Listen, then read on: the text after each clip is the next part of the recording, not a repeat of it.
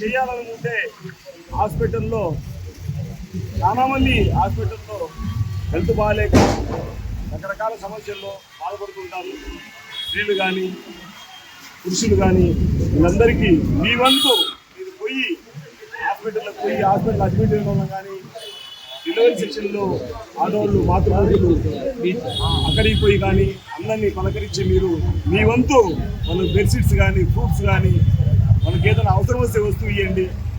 అనవసరంగా మీరు కేకులు కట్ చేసి జనాల్లో ప్రలోభ పెట్టి ఎన్ని చేయాలి అనుకుంటే ఆ డబ్బు ఖర్చు పెట్టి మీరు చేయండి అంటే ఆయనకి ఎంత గొప్ప మనసు చూడండి. ఎవరైనా ఆయన పవన్ కళ్యాణ్ అంటే ఎవరైనా కూడా బర్త్డే జరుపుకోవాలి, పుట్టినరోజు జరుపుకోవాలంటే వాళ్ళు ఏదో అంగు ఆర్పాటం నన్ను ఎవరో చూడాలి, నాకు ఫ్లెక్సీలు వేయాలి, అంగోటి చేయాలని ఆలోచిస్తారు.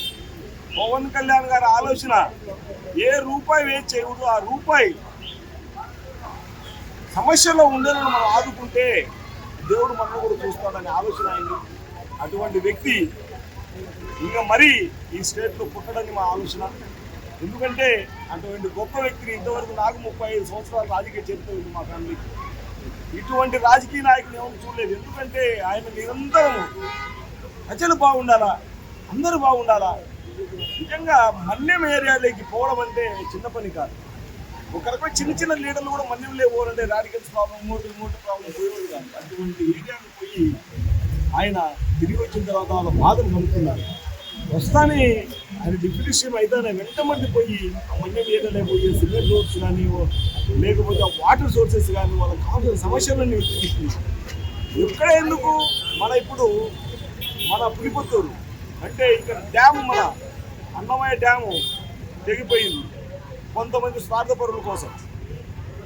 అది జరుగుతానే అప్పుడు రాలేని పరిస్థితిలో 2 సార్లు మా నాదెండ్ల మనోహర్ గారిని మా పిఎస్సి చైర్మన్ పంపించినాడు.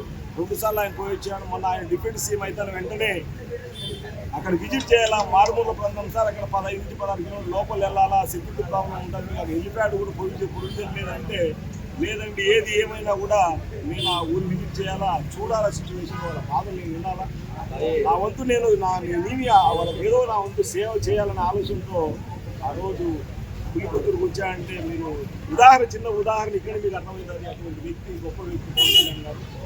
పవన్ కళ్యాణ్ గారిని మనమంతా కాపాడుకుంటే పవన్ కళ్యాణ్ గారు మనం అందరినీ కాపాడుతారు.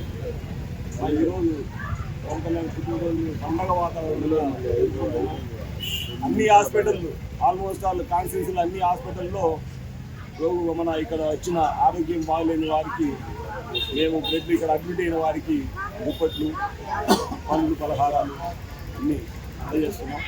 జై జనసేన, జై పవన్ కళ్యాణ్ గారు, పవన్ కళ్యాణ్ గారికి వీళ్ళందరి ఆశీర్వాదం అవసరము.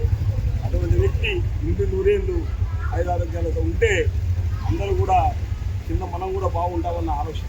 Thank you.